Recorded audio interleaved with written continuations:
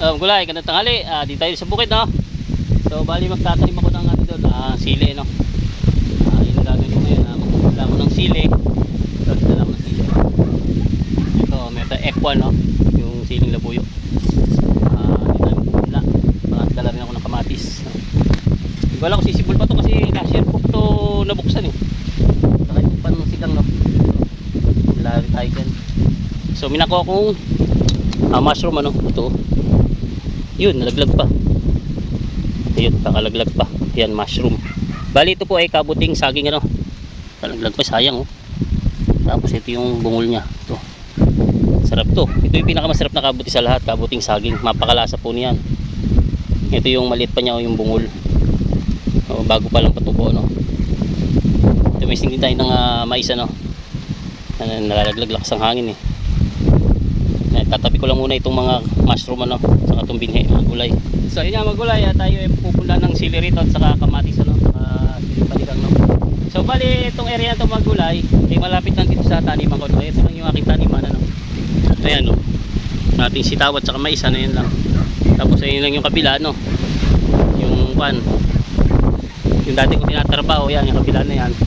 So ang good news, mga gulay, medyo tatamnan na ako nitong aking mga isang latang. Meron na tayong tataniman, ano. Kung nakita nyo na sagingan na yan, mga gulay. So kung nakita nyo yung sagingan na ito, katabi lang talaga ito ng aking yan. So sabi na may-ari nito, pwedeng bahit siyang taniman to kasi sayang namin yung area, ano. Ang tawag ng patisan ng saging. So ngayong taon ay talagang pwede taniman to kasi maliit pa yung saging. Pag yan nag-black yan ay saging, medyo magtatagos na ang dahon yan. Ang magiging masisikatan na ng araw ay yung gitna na lang, medyo alanganin ng taniman, no? So sa ngayon pwede pa talaga taniman, ano. So ang ano niya, ang target niya dyan syempre papayag siyang mataniman, ano. Lahat ng itatanim ko sa akin naman daw, wala siya kukuhanin, basta lahat. So ang kanya lang yan nga, saging niya, ang magiging pakinabang niya lang syempre tataniman ko nga yan, syempre tama yun yung saging sa paglilinis ko, di ba? So yun ang magandang ano doon, purpose niya doon, no, di ba? Malilinisan yung sagingan niya. Bukod doon may tao lagi, no? So okay naman. So okay naman para din sa akin kasi pakikinabangan ko nga yan, ano. So yun naman ang plano ko, taniman nga ng sili na lang, ano. Sili, kalabasa yung mga gilid, tapos talong. Nag-order din ako ng binintalo, magpupunla ako. So ito nga, nagpupunla ako ngayon. Ayan, kuha ako ng istaka, ano, kasi tatakluban ko yan, eh. Ayan, nagpa-flat pa lang ako rito. Ayan, oh. Tatakluban ko yan ng dahon ng saging, ano. Kasi hindi pwede siyang nakalantad lang na ganyan, kasi pag nilagyan natin ng binhiyan, tapos umaraw maghapon, matutuyo yung flat. Mangyayari yung binhi niyan, mapupuspon yung pagsibol, ano. So ngayon, ipapakita sa proseso, sasabukan ko yun ng binhi. Ipaplat ko lang muna, no, bibilis ko lang, no, kasi hindi ba finish. Tapos sasabukan natin, didiligin natin. Tatakluban ko ng dahon ng saging, ano. Lalagyan ko ng ano, yung pinaka balangkas niya, no, para hindi malaglag yung dahon, ano. So yan, magulay, i-dediretso ko lang, no.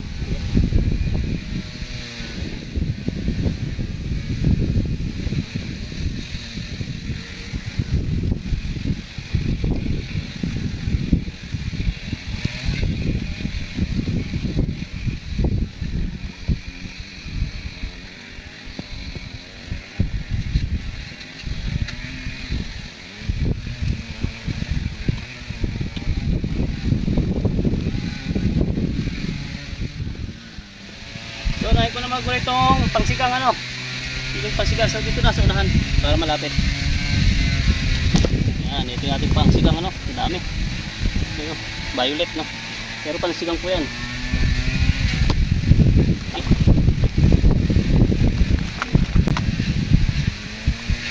Pangsigang. Sunod natin ay ang kamatis, no. Hindi ko sure ball to, kasi last year pa to. Kamatis na to.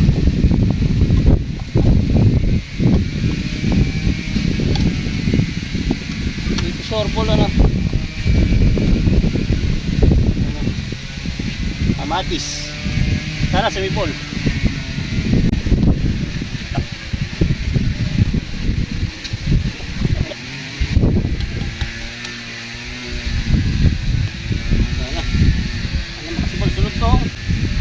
sili, ano? Yan, no?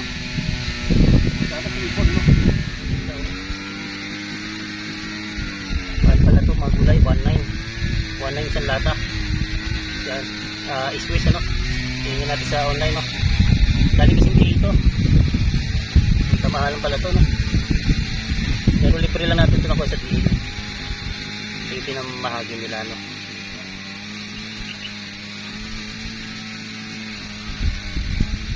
Dami niya, no? Iligin muna.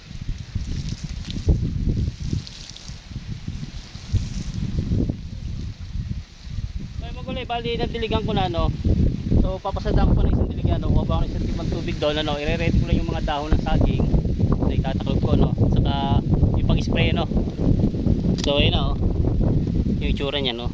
Hindi ko na yung tatabunan. Kusa na yan kasi hindi ba niya matutuyo, eh. Tatakloban natin ng dahon ng saging, ano? Yan, everyday naman natin yan didiligin, kaya sure ball na makakatupo yan. So bali ready ko lang yung dahon ng saging, no? Hindi tayo kuha ng saging natin dito sa aking saging, ano?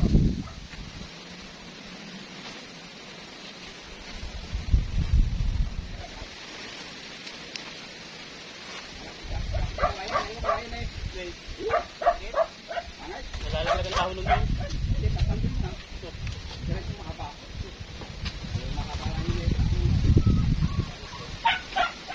Usok ng nyug. Muna rin akong dahon ng nyug. Migirit eh.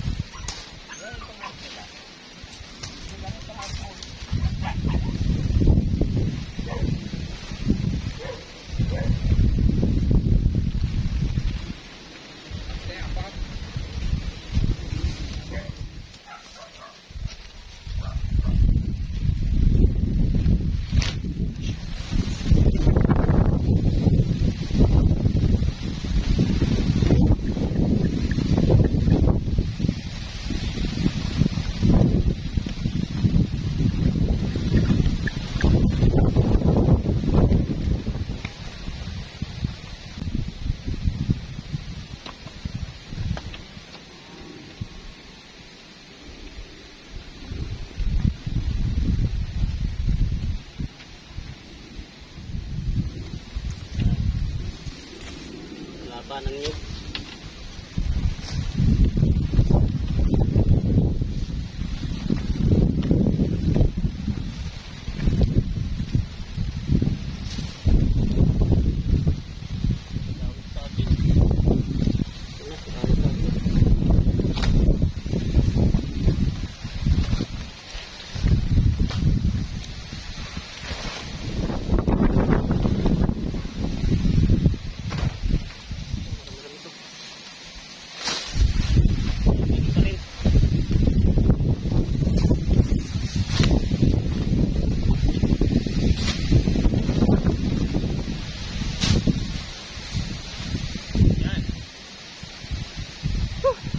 Magulay, okay na. Nakuberan ko na yung ating punla, no? Yan, para hindi masyado magayo. Pagka didiligin ko na lang ulit, tatanggalin ko yung taklob, no? Yan. Silipin natin ilalim. Ayun yung ilalim, magulay. Malamig, di ba? Hindi madadry yung ating seeds, no? Yan, no? Kasi pagka naka-open lang siya sa araw, eh wala rin, hindi agad tutubo yan. So, ganun lang mga gulay.